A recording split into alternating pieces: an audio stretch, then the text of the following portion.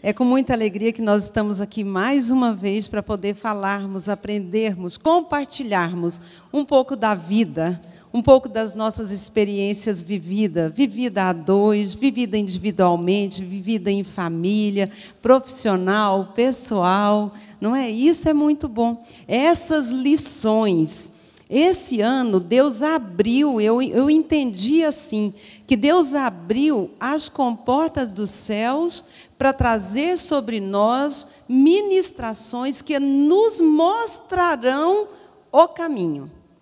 E uma das coisas que eu achei muito interessante, que a pastora Bernadette falou numa quarta-feira, que ela falou, se temos tido ensinamentos tão bons, nunca se houve tanto derramar de palavras tão boas quanto agora, por que é que nós ainda continuamos sofrendo os ataques? Por que é que nós continuamos sofrendo as separações, as agruras dos relacionamentos?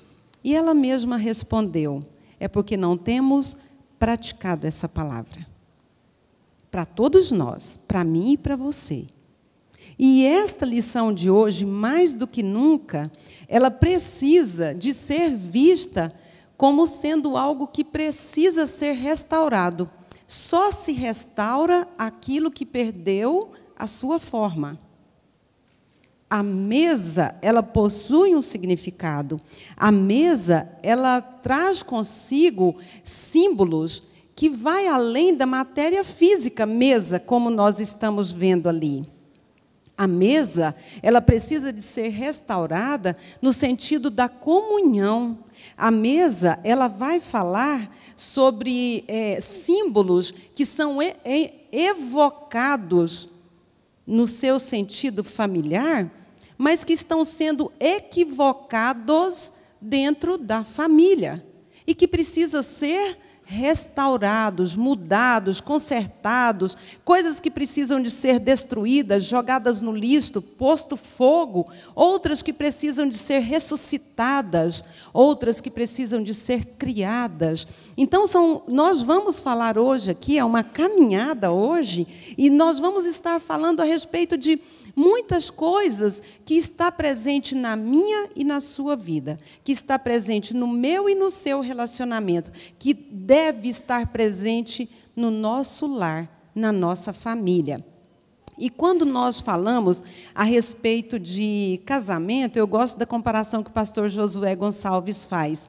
Ele diz assim que casamento é uma viagem para a vida toda. E é isso mesmo. Casamento é uma viagem para a vida toda. E quando nós falamos de casamento, a gente precisa de saber que nessa viagem nós temos que desenvolver algumas relações que são de extrema importância. Entre elas, a gente vai ver sobre a convivência, a intimidade, a cumplicidade, a interatividade. Esses são alguns aspectos que precisa de ser desenvolvido dentro da estrutura chamada casamento. E quando nós falamos de convivência, uma das principais lições da mesa fala da convivência. A convivência é o viver o dia a dia, é conviver. E, para isso, nós precisamos aprender a conviver com o outro. É saber que, além de mim, eu que existo, eu no meu egoísmo, eu preciso de saber que, além de mim, tem o outro. E que nós precisamos de sair do nosso olhar egoísta e narcisismo e percebermos que há outro, sobretudo na relação conjugal e familiar. Existe não apenas o outro, existe outras pessoas, né? Existe pai, mãe, filhos, os cônjuges. Por isso, nós precisamos aprender a conviver uns com os outros. Nós precisamos saber e ter limites dentro dessa relação. Qual é o meu papel dentro dessa relação? Qual é a importância, qual é o significado da minha pessoa como mãe, da minha pessoa como esposa, da minha pessoa como filha. Então, nós precisamos de entender que nessa convivência nós vamos desenvolver o viver do dia a dia. É nessa convivência que nós vamos desenvolver também a intimidade. Intimidade. O que é que vem a ser intimidade, gente? É na intimidade que nós compartilhamos os nossos segredos, a nossa intimidade fala do compartilhar da vida, do compartilhar do perdão, da paixão, do amor, do afeto. Para viver é preciso compartilhar. Sabe por quê? É no terreno privado, é no terreno da intimidade que aflora dentro de nós traços das nossas personalidades. Quais são esses traços? Sabe que tem hora que você fala assim, meu Deus, como que eu fui falar aquilo? Que vontade de engolir aquela palavra de volta. Não tem? Com vocês não acontece isso, não, gente? Alô, vocês estão aí? Pensei que era só comigo. Tem hora que a gente fica assim, nossa, eu falo que a gente fica mordendo de raiva, não é? Para que eu fui falar, meu Deus? Eu não podia segurar um pouquinho mais? Para quê? Para que eu fui falar e magoou, feriu o outro? Então, é na intimidade que nós damos os traços da nossa personalidade. Uns são mais fáceis, né? Que falam, ai, por que eu fiz? O outro nem percebe que fez, vem como um trator em cima da nossa rocinha, né? Vem como um trator em cima da nossa plantação, passando e virando a terra e destruindo tudo aquilo que nós plantamos. Então, esses são traços egoístas que nós não podemos permitir num relacionamento. Porque tem até um amigo nosso que ele costuma dizer assim, quer conhecer alguém, viaje com ele. É verdade. A gente só conhece o nosso cônjuge porque estamos nessa caminhada.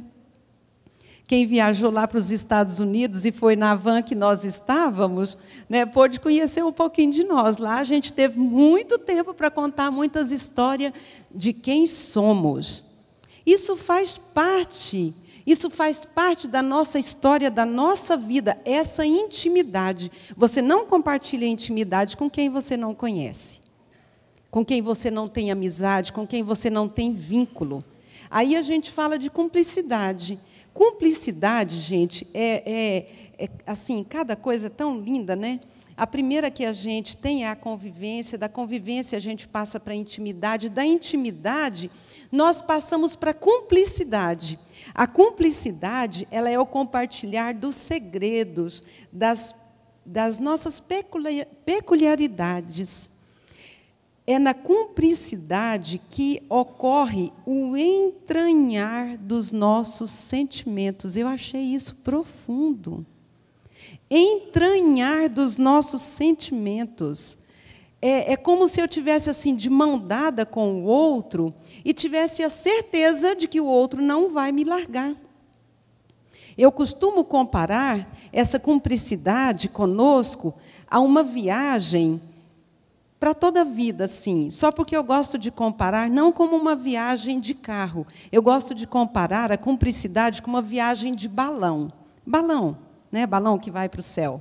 Então, tem lá, quando casamos, né, entramos no nosso balão, lá aquele cercadinho, e ali naquele local nós construímos a nossa vida. E por ser uma família, a nossa intimidade é vivida dentro daqueles espaços. Nós vemos outros balões, mas vivemos a nossa intimidade. Aí, nós estamos ali vivendo na maior alegria, sonhos, alegrias, não é assim o início de todo casamento? E que precisa perdurar por toda a vida. Mas, de repente, o outro, né, um dos cônjuges, resolve trazer consigo um outro balão que ele vai deixando crescer dentro do seu coração. Ele encontrou um outro balão e, de repente, aquele balão está até ali perto da gente, mas a gente não está sabendo. Por quê? Porque são ações que estão só dentro do coração do outro.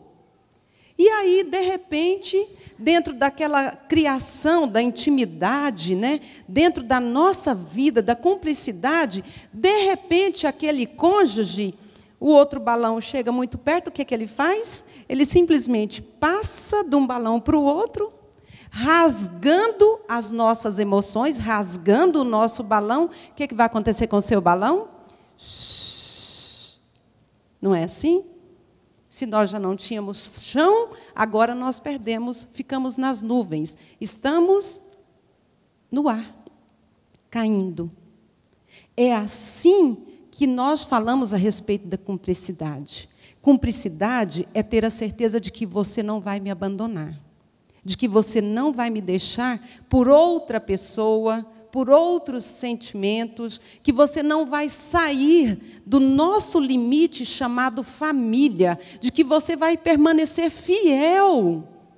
Esse é o nível da cumplicidade que nós, tanto homem quanto mulheres, esperamos uns dos outros. Não se pode ter um relacionamento onde não tem cumplicidade, onde eu estou com você até o ponto que você for interessante para mim. O meu mundo ruiu quando eu ouvi essa frase no início do nosso casamento.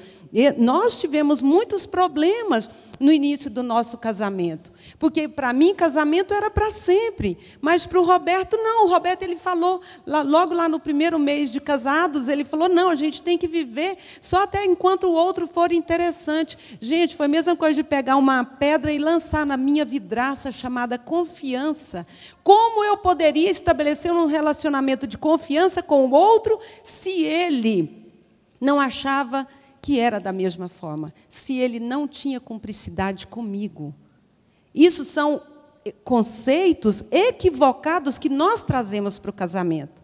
E depois de muita luta pela graça e a misericórdia de Deus, nós conseguimos refazer a nossa história, porque foi muito no início, lá quando ele falou. E quando ele falou, a tristeza que tomou conta de mim fez com que ele repensasse o conceito que ele estava trazendo para dentro do casamento e tomar para si essa responsabilidade como sacerdote da nossa casa, do nosso lar, e implantar-se de fato a cumplicidade. Hoje, pela graça e misericórdia de Deus, eu tenho tranquilidade. Sabe por quê? Porque eu sei que Ele é cúmplice comigo, que Ele está segurando a minha mão e que Ele não vai soltar, não. Que Ele está no nosso balão chamado casamento e nós estamos indo. Às vezes tem muito fogo, às vezes um pouquinho de fogo menor, né? Mas nunca rasgamos o balão um do outro, nunca rasgamos o teto um do outro, nunca abandonamos um ao outro. E esse é o verdadeiro testemunho que precisamos ter. E isso só é conseguido através da interatividade. A interatividade, ela é uma via de mão dupla. Interatividade é dar e receber, é falar e ser ouvido, é chorar e ser consolado. Tudo isso faz parte desses envolvimentos, desses tópicos que nós precisamos desenvolver na nossa vida. Porque quando nós desenvolvemos a interatividade, quando um participa da vida do outro, nós passamos a partilhar das mesmas ideias, dos mesmos ideais.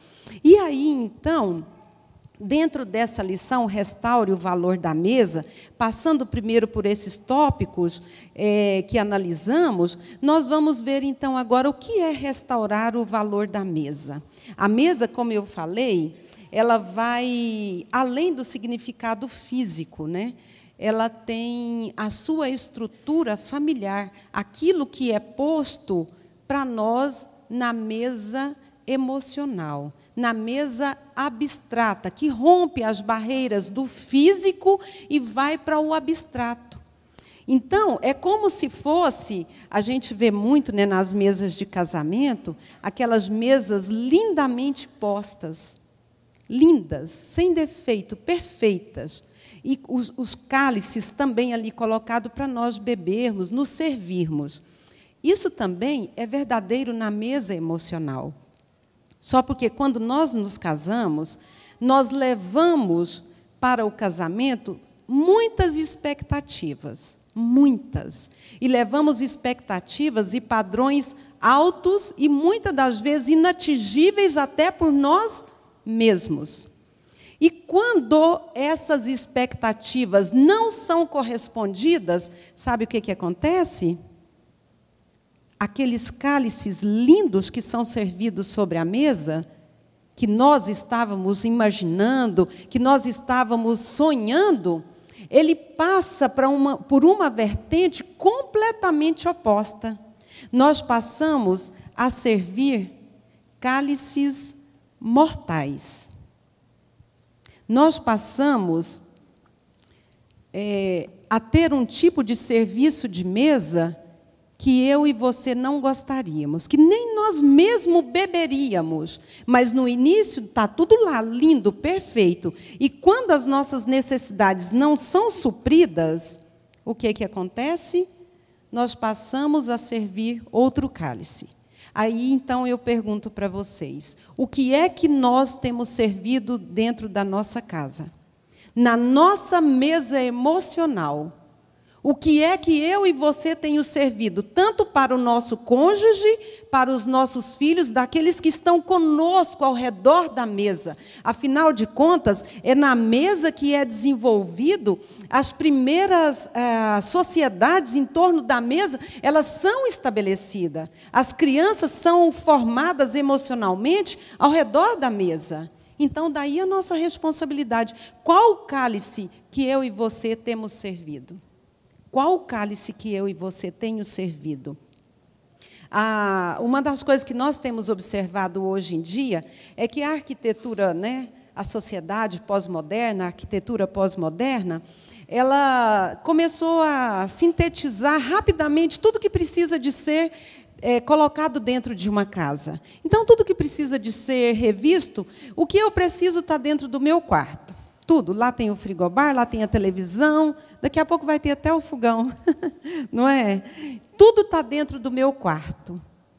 Já não tem mais o partilhar da mesa. Até outro dia, eu vi uma reportagem que eu falei, gente, como pode uma emissora de televisão, fica aí um recado para as emissoras de televisão, se é que isso um dia vai chegar até eles, eles exibiram uma reportagem onde uma mãe, e um pai falavam que não precisava da mesa.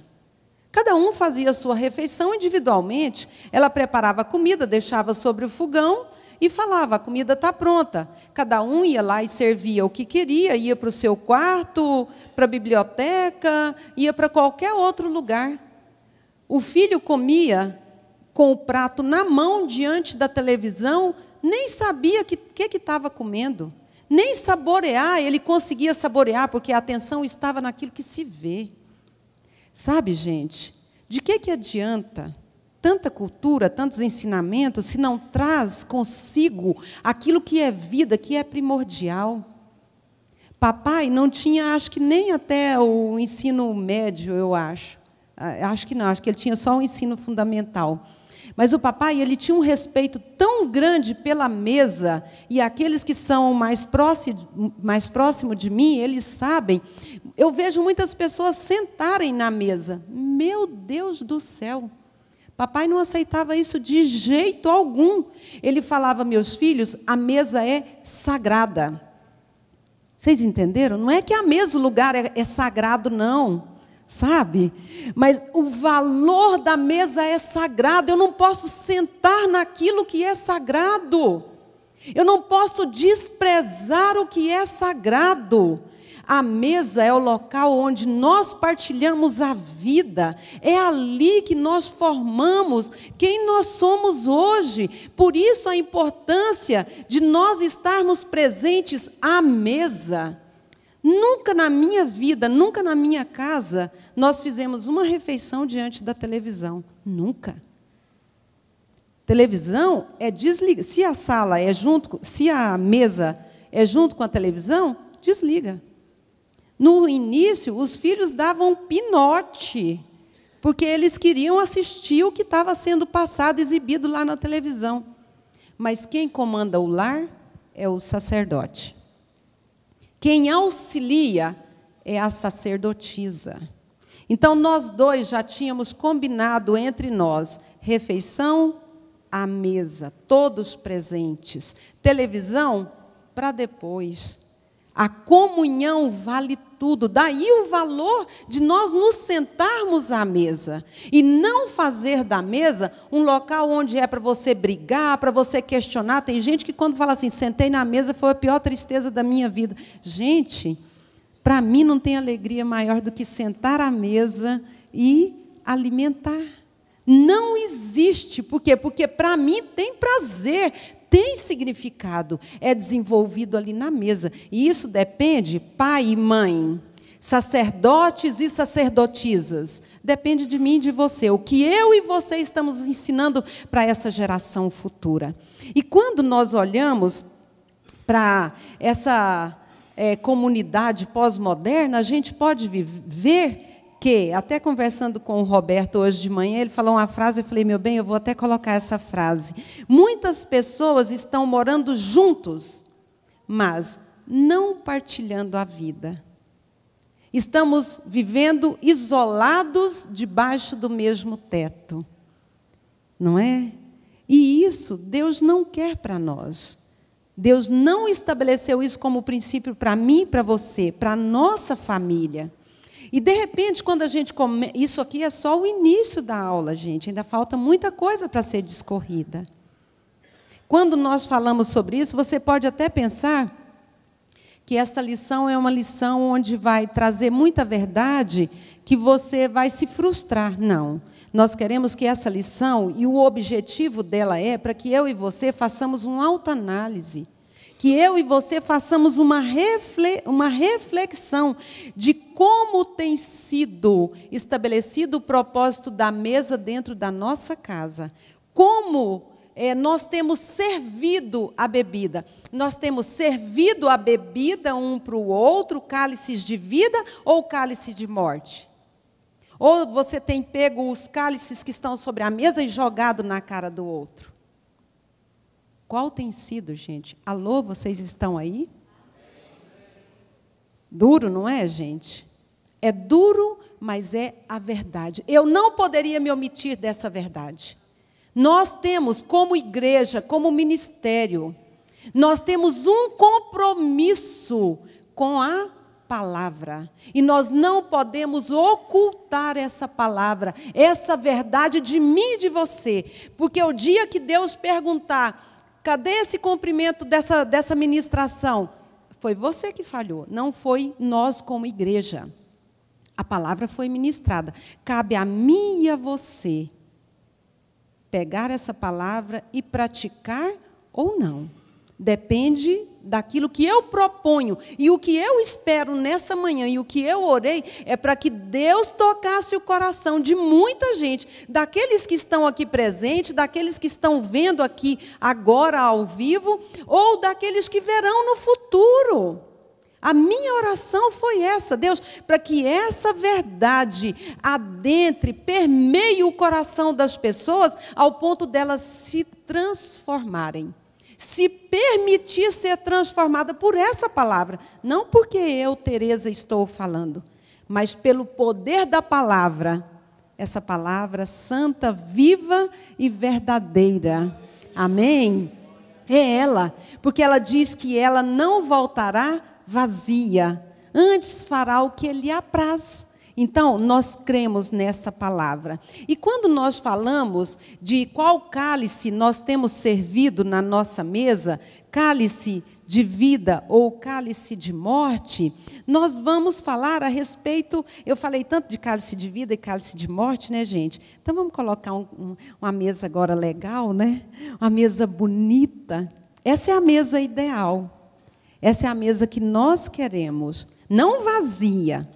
Nós queremos ela assim como a primeira, essa aqui, cheia, né? Com a família, fazendo a refeição, alegre. É verdade. Mas para chegar a esse ponto aí, gente, tem que pagar um preço. Não é de graça, não. Não é. Se eu e você não cedermos, se eu e você não estruturarmos a nossa vida, os nossos sentimentos egoístas, nós não conseguiremos. Mas nós precisamos de restabelecer essa mesa da família. Então, aqui, uma mesa bonita, né? Esse é o nosso alvo. Agora, para que essa mesa seja composta dessa forma, eu tenho que reconhecer quais são os cálices que precisam de ser quebrados, destruídos, e quais os cálices que precisam ser estabelecidos, nutridos, colocados de volta à mesa. Esses cálices são vários cálices, gente. E ele trouxe apenas 6, porque senão nós passaríamos aqui o dia todo. Mês, é matéria para mais de mês, né? E o primeiro cálice que ele traz é o cálice da indiferença. E eu vou trazer junto o cálice da indiferença e vou apresentar também o oposto a ele, a afetuosidade. O cálice da indiferença, ele é um cálice, gente, que a psicologia afirma que ele provoca dores profundas na alma. Ele provoca arranhões, fissuras, cortes na pele, na carne emocional, na alma. E esses cortes, quando eles são sofridos, a pessoa que sofre com o cálice, sofre não, que toma, que bebe, que é servido para ele, o cálice da indiferença, ele tem dor, e essa dor no cérebro é ativado como se fosse de fato a dor física. Por isso as pessoas falam, é uma dor que eu não suporto, o cálice da indiferença. Essa dor, prolongada por muito tempo, ela gera muitas alterações físicas, emocionais, psicossomáticas, né? Nós temos muitos pacientes de gabinete, de consultório, que estão doentes emocionalmente, causadas pela indiferença. Diferentes, glória a Deus, todos nós somos. Não existe um único ser na face da terra que seja igual ao outro. Né? Pode até ser parecido demais, como gêmeos univitelinos, que você olha e fala, meu Deus, onde está a diferença deles? A gente não consegue perceber. Mas uma coisa, gente, diferentes nós somos, sim. E mesmo os mais parecidos ainda são diferentes. Agora, indiferentes, não. Indiferença não dá para conviver com ela. O pastor Alain Brizotti falou uma frase extremamente importante que eu vou repeti-la aqui também. Ele disse assim, a indiferença é a coveira dos relacionamentos mortos. Está com indiferença dentro de casa? Ela está cavando a cova. O relacionamento está morto. Uma vez eu atendi uma pessoa que ela reclamou, ela falou, pastora, eu não faço diferença na minha casa. Aliás, eu nem sei como que eu vivo lá dentro. A minha mulher faz a refeição, coloca a mesa para 4 pessoas. Não me chama. Nós somos 5. Meu Deus do céu! Onde está o coração dessa pessoa que tem essa capacidade de fazer com que o outro seja tão indiferente? Sabe?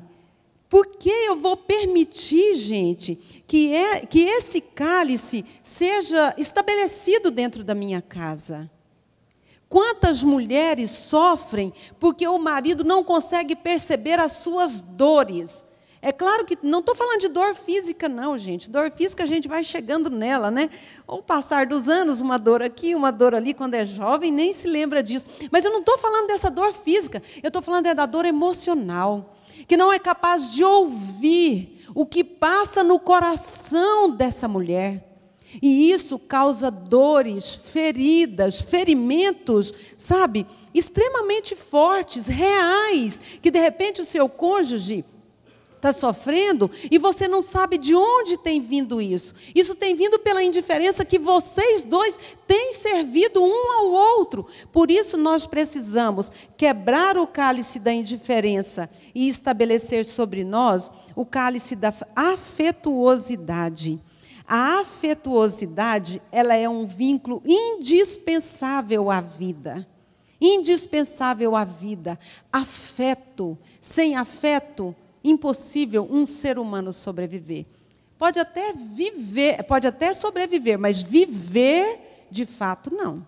A gente vê muitas pessoas sem afetuosidade, mas a gente pode até olhar para ele e perguntar, meu Deus, será que isso é humano? Nós questionamos. Quando nós vemos barbáries, nós questionamos, será que isso é um ser humano? Não sabendo nós que esse princípio deve ser estabelecido lá na mesa, gente.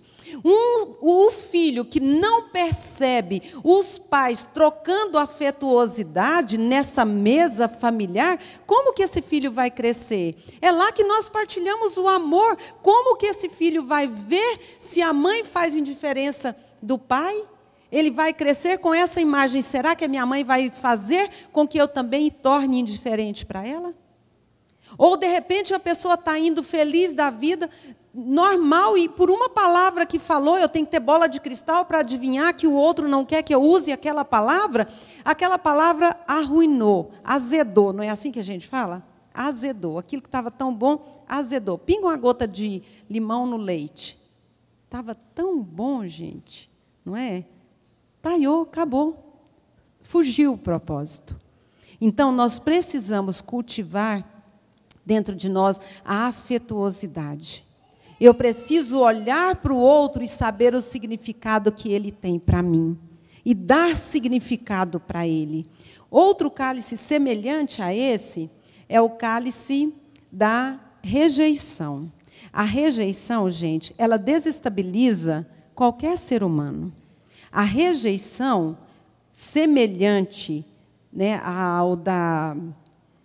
ao cálice da indiferença, ele vai fazer com que o outro se sinta menosprezado, não pertencente àquele grupo, não pertencente. O sentimento de pertença é uma palavra nova, né, mas muito bonita, não apenas bonita.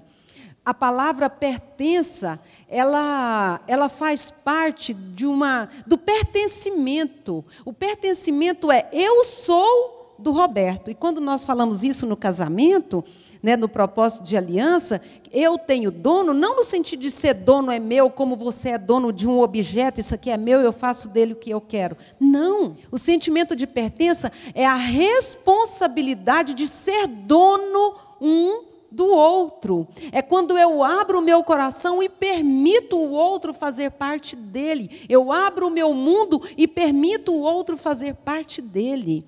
O relacionamento de pertença, ele vai fazer com que a criança seja aceita. A criança vai ver os pais pertencendo uns aos outros e vai sentir-se parte daquele mundo. Tanto é que quando os pais falam em separação, o mundo da criança se quebra. Por quê? Porque ele estava estabelecido dentro daquele sentimento de pertença. E se o meu pai ou a minha mãe foi capaz de largar, de separar, de nos abandonar, qual o meu significado?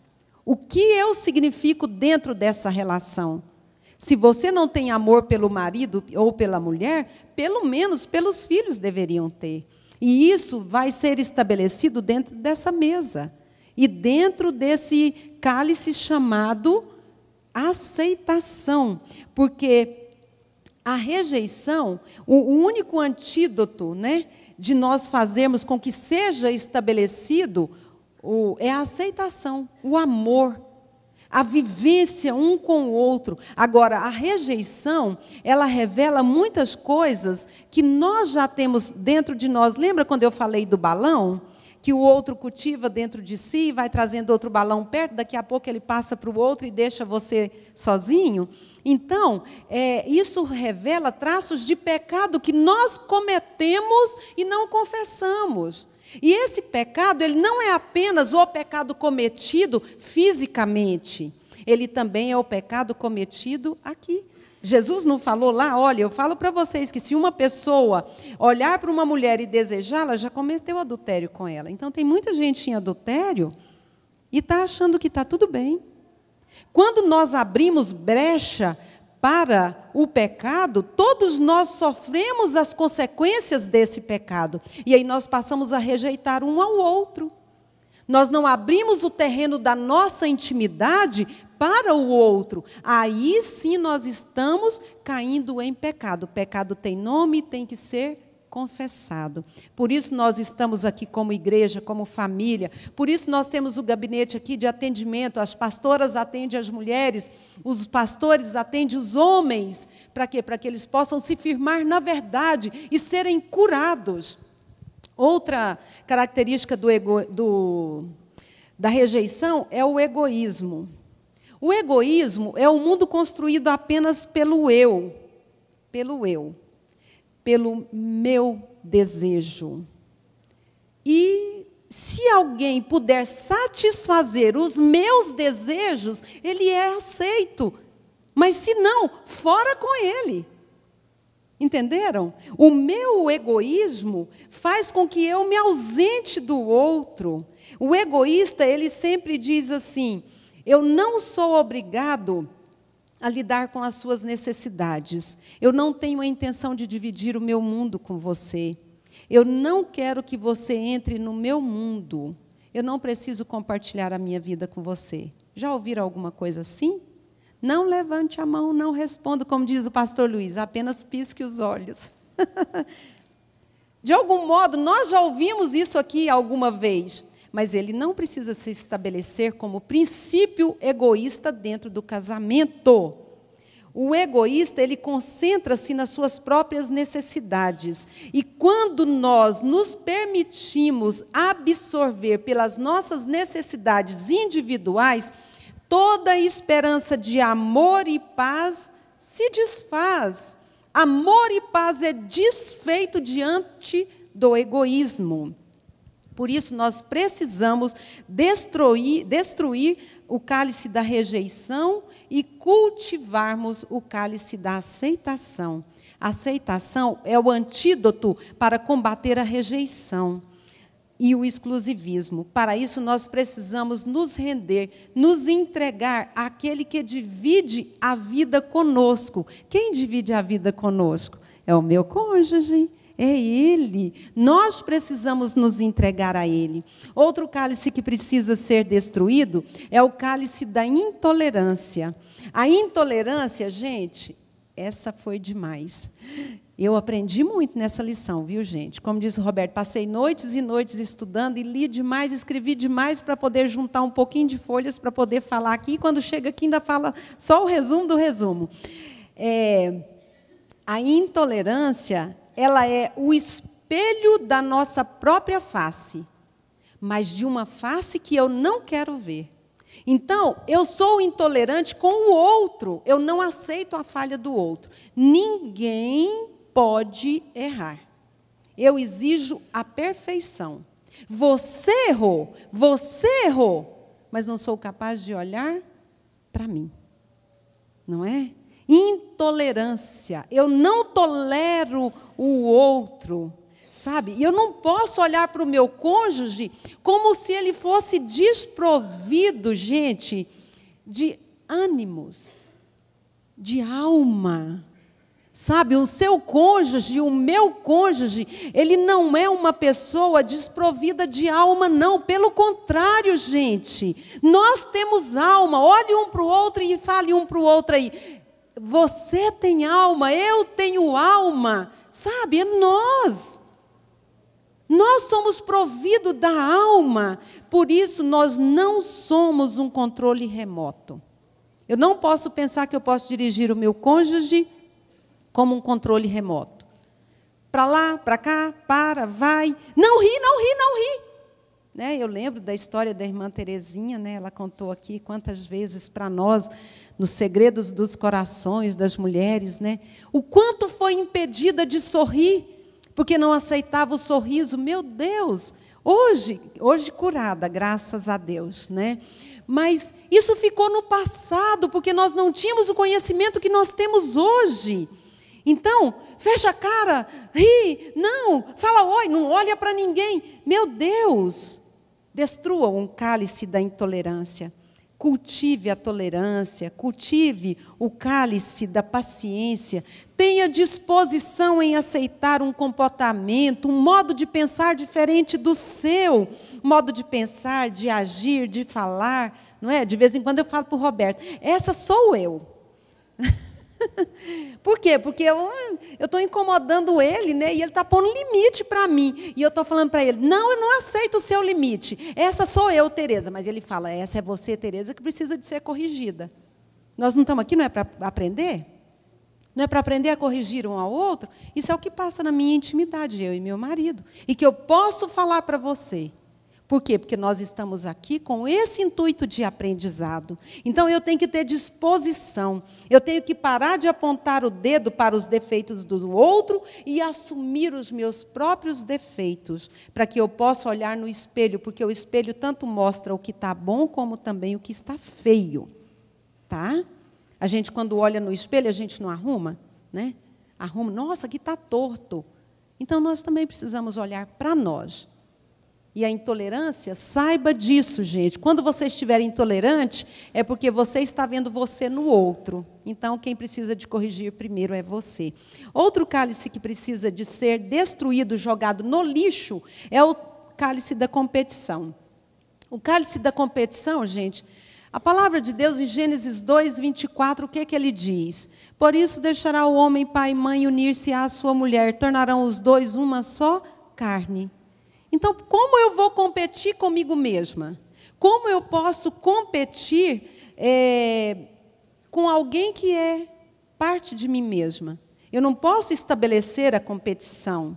Nós precisamos entender que o nosso lar não é um ringue e o seu cônjuge não é o seu rival. O que Efésios 6,12 diz? A nossa luta não é contra carne ou sangue, mas sim contra principado, potestade, dominador e hostes espirituais da maldade que atua nas regiões celestiais. Então, para que você está brigando contra o seu cônjuge? Una as suas forças e vá lutar em prol de construir uma família equilibrada. Vá lutar em prol de corrigir a si mesmo, se permitir ser corrigido, para que nós possamos alcançar em Cristo Jesus esse patamar. Não pensando na competição, mas no companheirismo. O companheirismo, como eu falei lá no início, é estar de mão dada. É saber que o outro não vai me abandonar.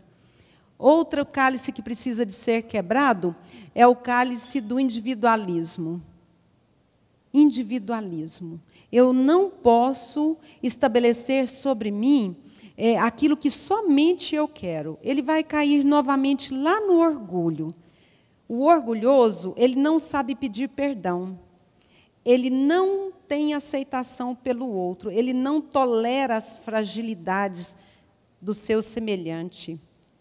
E o cálice da individualidade, ele é extremamente nocivo. Porque como pode uma pessoa individualista querer casar? Então não tem que casar. Eu sou individual, eu tenho que casar comigo mesmo. Eu vou casar comigo mesmo. Porque eu me completo, eu me basto. Não é esse o cálice que nós podemos servir na mesa. Nós precisamos de compartilhar a vida. Compartilhar a vida é não ter medo de dar, de tocar o coração, de acariciar a alma do outro, de tocar a interioridade do seu cônjuge. Tenha coragem. É audácia, gente. É coragem. Tenha coragem de dizer, de olhar um para o outro e dizer, meu esposo, né? Quando Deus colocou você na minha vida, ela nunca mais foi a mesma. A minha vida ganhou um novo sentido, ela ficou mais rica e bela. Amém, gente? Essa é a minha declaração para você hoje, meu marido. Isso é uma vida compartilhada.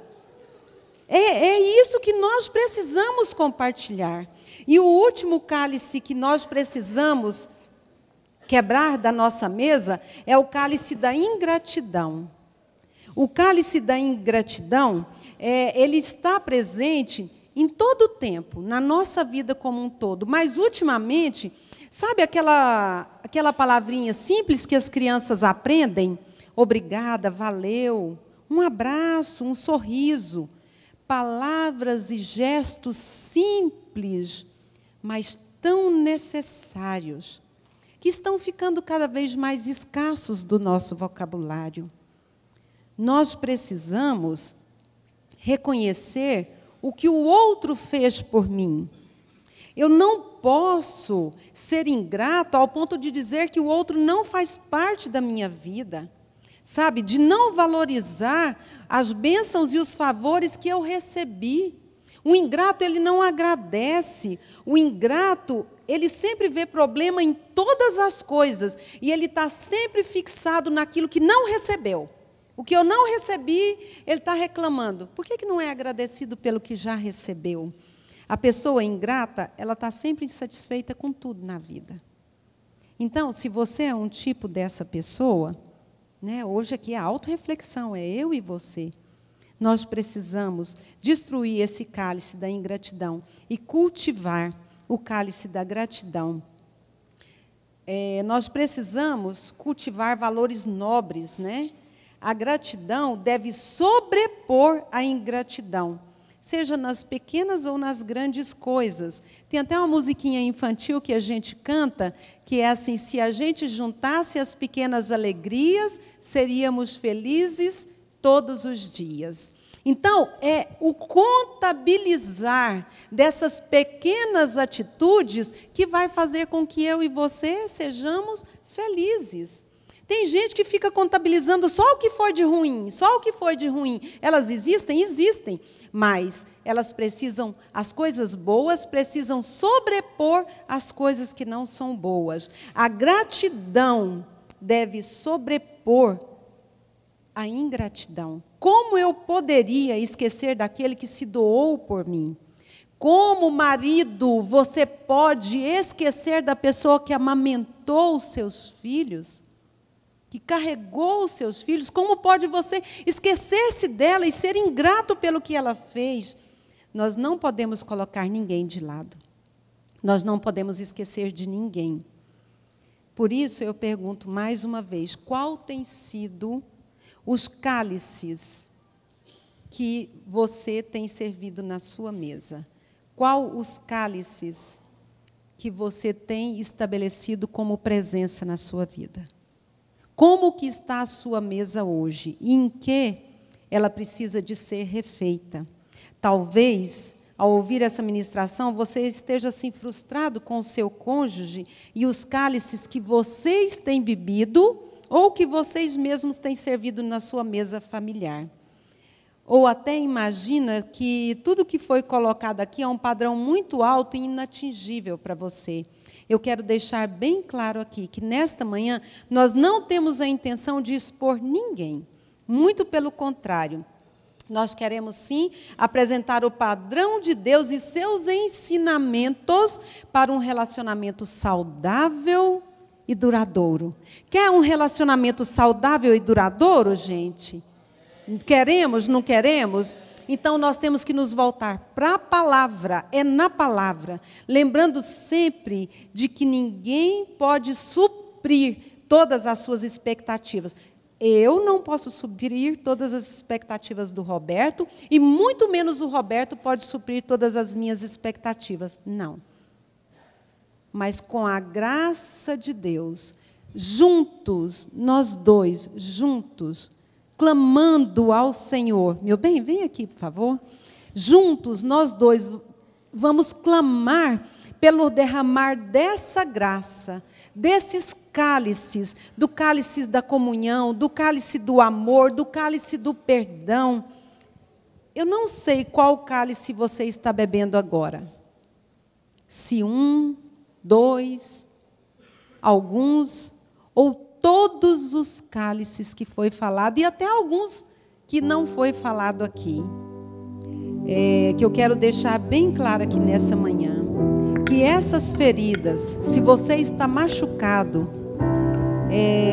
se está sangrando, se você está carecendo dessa graça saradora, restauradora, para poder dar conta de voltar para o seu lar, nós estamos aqui apresentando Deus, para que Ele entre com o bálsamo da graça, com o bálsamo da restauração, para que possa sarar o meu e os seus sentimentos, para que possa sarar a minha e a sua dor, para que Ele possa vir e curar todas as nossas feridas.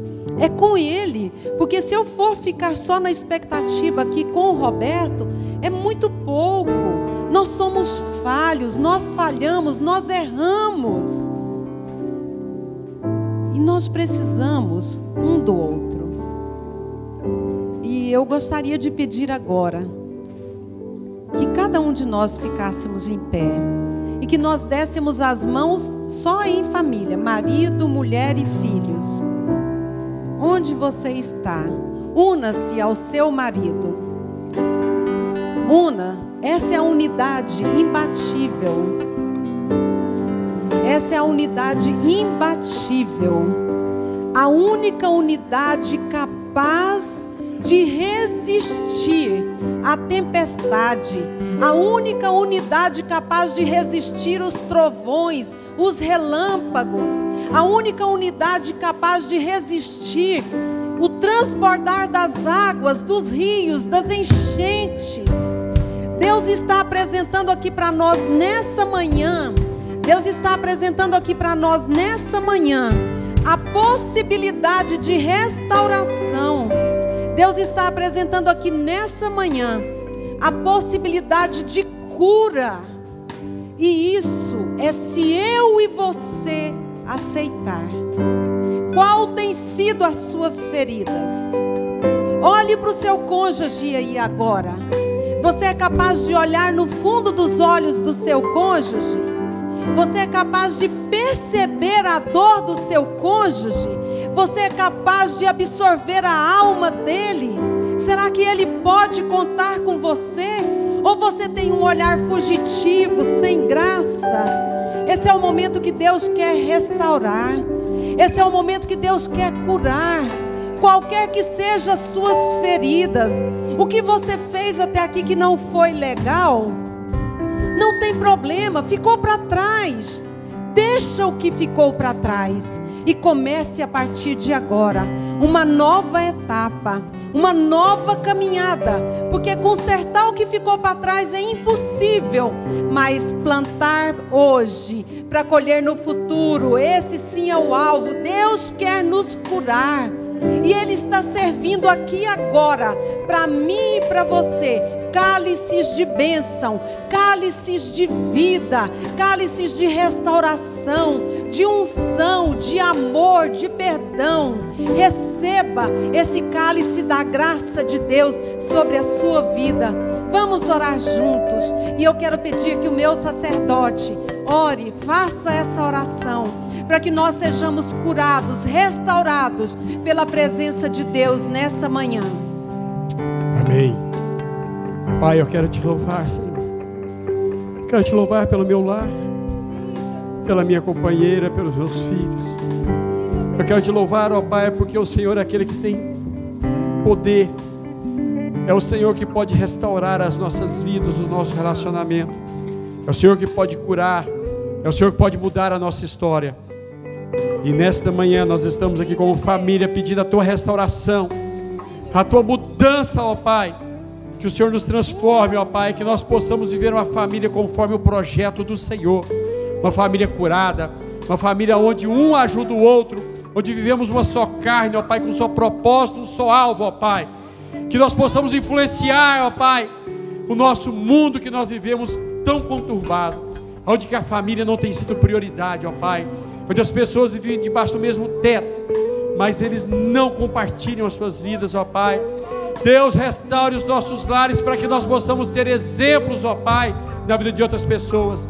Cura, Senhor, as nossas vidas e as nossas famílias, ó Pai, porque nós queremos ser uma família, Pai, conforme a Tua orientação, a Tua direção, curada e restaurada para a honra e glória do Senhor.